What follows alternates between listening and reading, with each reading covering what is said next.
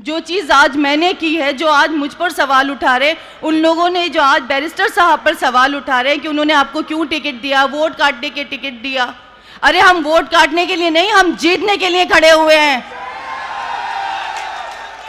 हमारा मकसद अगर अपनी आवाम को दुख देना होता तो शिफाउर रहमान आज जेल में ना होता।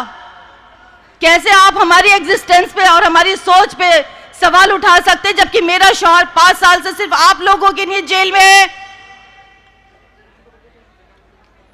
रोते रोते मेरे आंसू सूख गए, इंतजार करते करते उसकी मां की आंखें सूख गई हैं। उम्मीदें हमारी ठंडी। मैं नूरीन फातिमा, शिफाउर रहमान की अहलिया। शिफाउर रहमान जो एक दहशतगर्द हैं, जो एक दंगाई हैं, ऐसा लोग कहते हैं। पिछले 5 सालों में मैंने यही अल्फाज उनके लिए सुने हैं।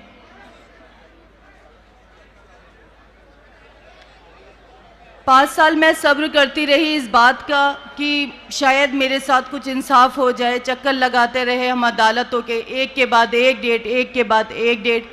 एक फिल्म का डायलॉग था, लेकिन वो हमारी ज़िंदगी की हकीकत बन गया। जिस फिल्म के डायलॉग पे हम हंसा करते थे, उस पर हमें अब रोना आता था कि हमें पता है एक डेट के बाद जब दूसरी डेट मिलती है तो कितनी नाउमीदी होती है। हर कोई हमसे ये सवाल कर रहा है कि हम क्यों खड़े हुए, मतलब आप कैसे करेंगी, आप क्या करेंगी, आपके मुद्दे क्या हैं, आपने क्या सोचा है, आपने क्या सोच के प्लान किया। असदुद्दीन ओवैसी साहब ने आपको कांटेक्ट किया या बैरिस्टर साहब से आपने कांटेक्ट किया? कैसे टिकट मिल गया, क्यों टिकट मिल गया, क्यों खड़े हो गए, क्यों नहीं खड़े हुए?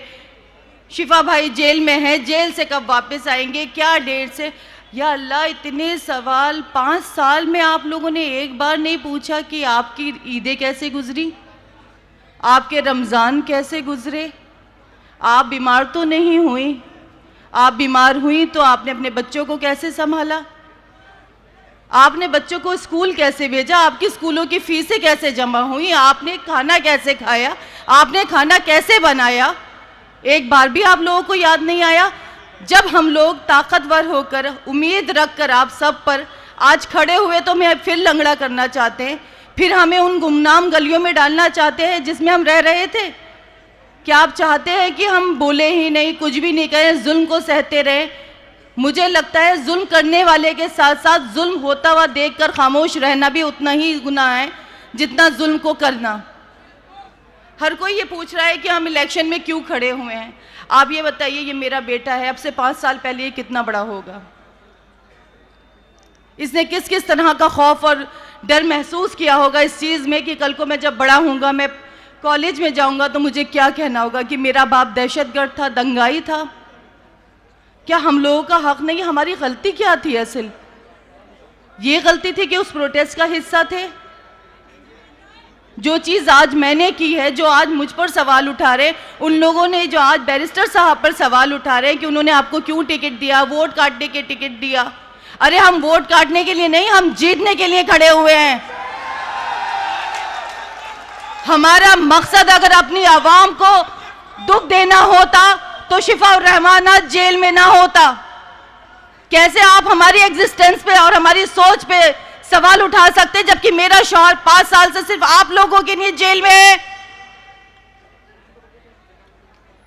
रोते रोते मेरे आंसू सूख गए, इंतजार करते करते उसकी मां की आंखें सूख गई हैं। उम्मीदें हमारी ठंडी पड़ गई इस चीज के लिए कि कभी हमें इंसाफ मिलेगा। आज मैं आप लोगों के पास आई हूं, आप बताइए, क्या शिफाउर रहमान गलत है? क्या शिफाउर रहमान ने कुछ गलत किया है? एक बंदा आकर बोले, एक बंदा आकर मुझे ये बताए कि शिफाउर रहमान ने उसके साथ गलत किया, या जो आप बताएं, क्या शिफाउर रहमान के साथ जो 5 साल में हुआ क्या वो होना चाहिए था? मेरे बच्चों की क्या गलती है? क्या आप लोगों के बच्चे नहीं हैं? क्या शिफाउर रहमान आपका नहीं है? आज आप क्यों डर रहे हैं? क्यों खौफ में है कि बीजेपी आएगी? बीजेपी आएगी तो क्या हो जाएगा? इससे बुरा क्या हो जाएगा? मेरे लिए इससे बुरा कुछ नहीं हो सकता। मेरा सरपरस्त मुझसे छीन लिया गया क्योंकि आप तक ये आग नहीं पहुंची है, तो इसलिए आप सवाल खड़े कर सकते हैं। मेरे सवाल तो खत्म हो चुके हैं क्योंकि मैं तो 5 साल से सवाल कर रही हूं, लेकिन जवाब ही नहीं मिल रहा। तो आप भी अगर मेरे साथ मिलके मेरे इन सवालों में शामिल होंगे तो शायद जवाब आए और आप भी कटघरे में खड़े होने से बच जाएं। आज मैं अपने बच्चे को अपने साथ सिर्फ इसीलिए लाई हूँ कि मैं तो सब्र कर सकती हूँ, लेकिन बच्चों की सब्र अब नहीं, मुझसे दुख नहीं देखा जाता। ठीक है, आप खुद सोचिए, आपके भी बहन भाई होंगे, आपके भी बच्चे होंगे, भतीजा भतीजी होंगे, भांजा भांजी होंगे। आप ये बताइए इन बच्चों की क्या गलती थी? हम तो बड़े हैं, सब्र कर लेते हैं, लेकिन बच्चे तो मासूम होते हैं, उनको बहलाना बहुत मुश्किल होता है। मेरा एक बेटा इससे भी छोटा है, आज मैं उसको बुखार की हालत में छोड़कर आपके पास यहाँ वोट अपील कर रही हूँ, उसके बावजूद भी हर कोई मुझे कठेरे में खड़ा करता है कि आप क्या कर लेंगी। अरे मैं वो कर लूंगी जो आपका पिछला एमएलए नहीं कर सका।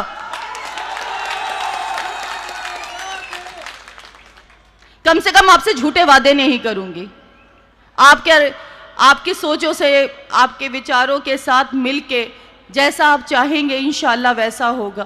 कम से कम इससे बेहतर ओखला होगा, इससे बेहतर जिंदगी होगी, उसमें एक सच्चाई और जज्बा होगा। आप भी मुतमईन होंगे और मैं भी मुतमईन होंगी अगर शिफा एमएलए होगा।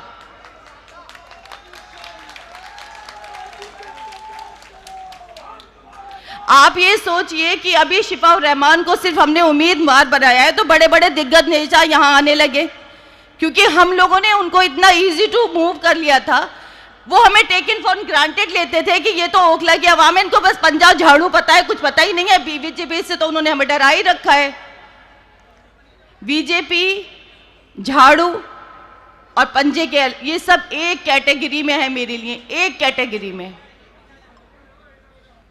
तो बीजेपी और पंजे के अलावा जब कुछ आया, झाड़ू के अलावा, तो देखिए लोगों में हलचल मची, बड़े बड़े दिग्गज नेता आने लगे कैंपेनिंग के लिए, नहीं तो फ्री में हो जाते थे इलेक्शंस।